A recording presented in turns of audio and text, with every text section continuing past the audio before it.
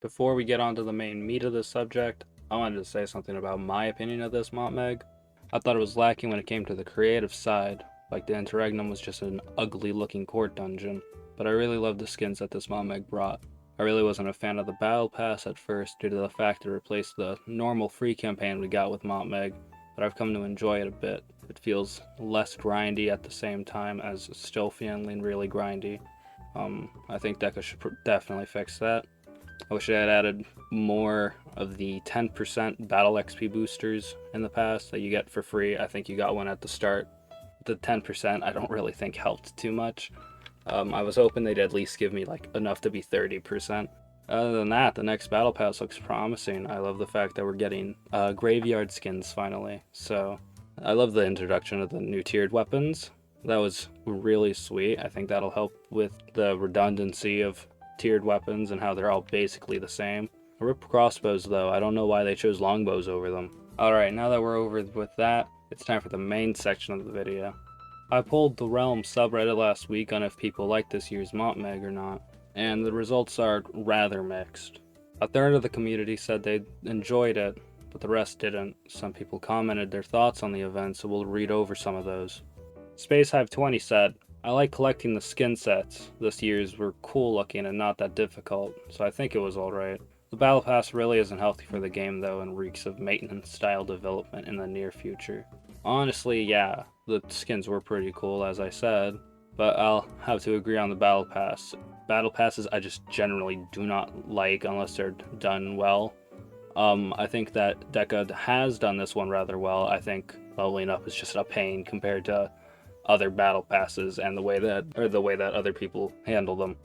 Speaking about the maintenance style development that you just talked about, assuming I know what you're referring to, deca kind of already does that. If you haven't noticed, a lot of their updates tend to be bug fixes or just like a quality of life along with a lot of bug fixes. So if you're talking about like that, that's gonna probably stay the same. Dark Mages for Life said it was okay. Like you said, kind of uneventful compared to past MotMegs, which had a more grand feel to them. That being said, the new direction of the sprite work animation deca has been going for is so nice to look at. As someone who's made lots of pixel art in my past, I really appreciate seeing the detail that deca puts into theirs. It's really lovely, and I cannot wait to see deca update more of the existing sprites in the game with this new style. Sheepy Show said, a common thing for me to say during the event was, can't this syndicate shit just be over with? It was essentially bad event chests that attempt to insta you. It had terrible loot, and was extremely interrupting for either chaining or just post-boss chilling. Honestly, the syndicates were only bearable in Godland dungeons like Ram and Izel. I genuinely did not care enough to wait and kill Nefret or Azuchi when they popped up in like the better Godland dungeons and Exalt dungeons. I think that the Wanderer is still kind of an okay fight. I don't purposely go out of my way to see him, but if he pops up, I fight him sometimes. I thought it was the Syndicate part of the event that was incredibly annoying, seeing they were in like every dungeon.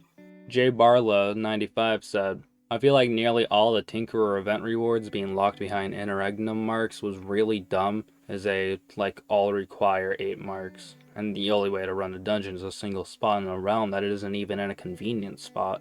I personally liked the Interregnum dungeon, but hated going through the realm trying to get them because after one you can't chain, you have to run through the realm again. Honestly, yeah, I didn't even bother doing Interregnum due to simply not wanting the dungeon or quest rewards. It seemed like a high risk, no reward sort of deal. Getting to the locations after popping one was so annoying as well. There's more comments, so if you want to see them, a link to the thread will be in the description. But that's all that I wanted to talk about in this video. Thank you for watching. We have big things on the way.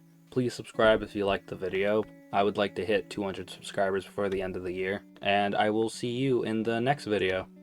Bye!